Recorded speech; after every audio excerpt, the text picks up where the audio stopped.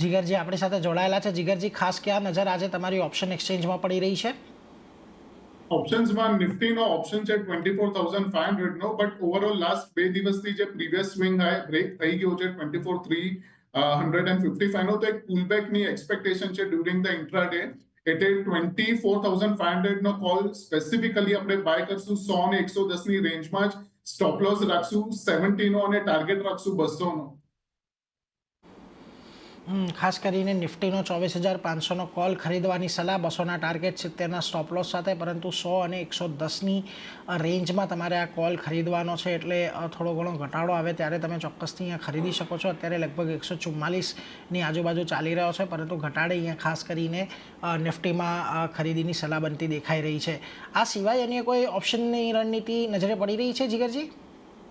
Bank નિફ્ટીમાં 53,000 નો call છે. એમાં પણ મને એક પુલબેક એક્સપેક્ટેડ છે. એટલીસ્ટ 200-300 પોઈન્ટનો એક પુલબેક આવી શકે છે. તો એની અંદર આપણે 53,000 નો કોલ બાય કરશું 700 થી 680 ની રેન્જમાં. સ્ટોપ લોસ રાખશું 550 નો અને ટાર્ગેટ રાખશું 1100 નો.